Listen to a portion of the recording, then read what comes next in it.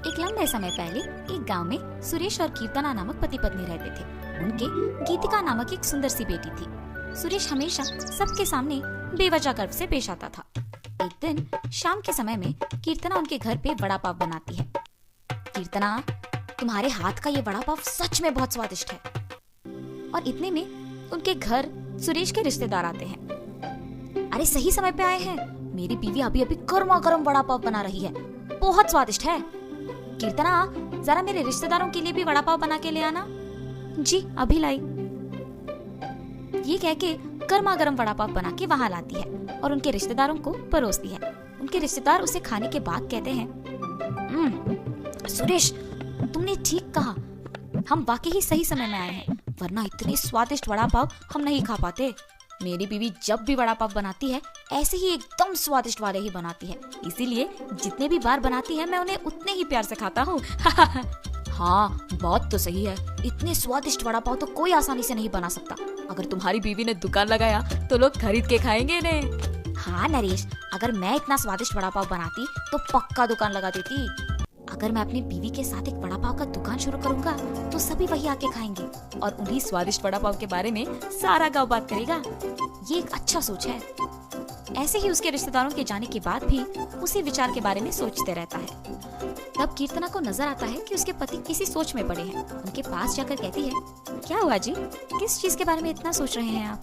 कीर्तना, तुमने तो सुना है ना कि मेरे रिश्तेदारों ने क्या कहा, हम हमारे घर के सामने ही एक वड़ा पाव का दुकान लगाएंगे। तब मेरे रिश्तेदारों के ही तरह इस गांव के सारे लोग उसी के बारे में बात करेंगे।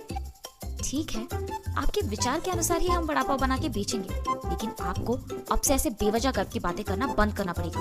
अगर आप इसी बात को मानकर अपने बर्ताव को बदलने का वचन देंगे तो ही हम ये व्यापार शुरू करेंगे। हाँ, अब अगर मैं अपनी बीवी की बातों को नहीं मानूंगा तो वो शायद व्यापार शुरू करने के लिए नहीं मानेगी और मेरे ख्यालों के अनुसार कुछ नहीं होगा। ठीक है कीर्तना, तुम्हारी इच्छा के ही अनुसार मैं अपना बर्ताव बदलूंगा। हम कल से ही वड़ा पाव बना के बेचेंगे।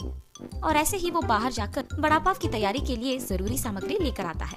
और अगले दिन नरेश उनका दुकान शुरू करके उसकी बीवी को वड़ा पाव बनाने के लिए कहता है।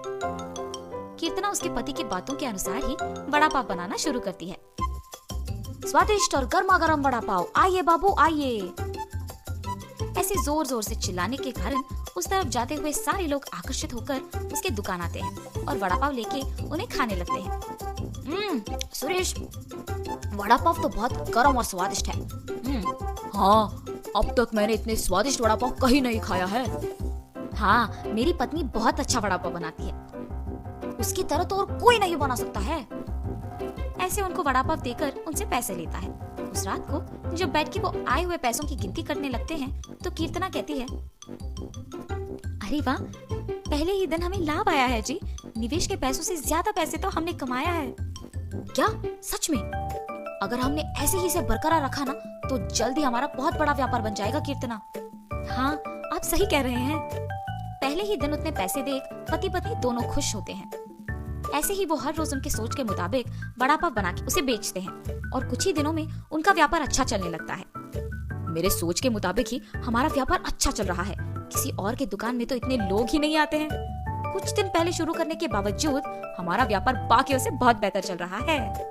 और हमेशा की तरह सुरेश वापस बेवजह के गर्व में डूब जाता है और बाकियों को भी वही बातें सुनाते रहता है। उस दिन दुकान को आए एक आदमी को वड़ा पाव लाकर देता है। मैं यहाँ जब भी वड़ा पाव खाता हूँ बहुत स्वादिष्ट होता है, एक भी बार इसका स्वाद नहीं बदला। हाँ, आपने सही कहा, मेरी बीवी बहुत अच्छा वड़ा पाव बनाती है। नया व्यापार होने के बावजूद बाकियों से हमारा बहुत अच्छा चल रहा है। हाँ, ऐसे ही वहाँ मौजूद सभी से बात करता है और ऐसे ही बात करते हुए वो उन लोगों से पैसे लेना भूल जाता है। उसके पैसे ना लेने के कारण सभी वहाँ आके उसकी गर्व की बातें सुनकर पैसे दिए बिना चले जाते थे। कुछ दिन बाद सबको जब सुरेश की कमजोरी का पता लग गया तो वो वड़ा पाव मंगा के उसे खा के पैसे देने के लिए उसके पास जाकर वड़ा पाव के बारे में बात करना शुरू करते थे। सुरेश उनकी बातों में पड़ के गर्व की बातें करता था और उनसे पैसे लेना भूल जाता था और कुछ देर बाद वो लोग वहाँ से पैसे दिए बिना चले जाते थे। सुरेश के इस बर्ताव के कारण उनके व्यापार में नुकसान होता है और अचानक उनके सपने टूट जाने पर पति पत्नी दोनों बहुत निराश होते हैं। कीर्तना, मुझे माफ करो, इस सब का कारण मैं हूँ। मेरे इस झूठे गर्व के कारण ही सबको मेरी कमजोरी का पता लग गया और उन्होंने उसका फायदा उठाया।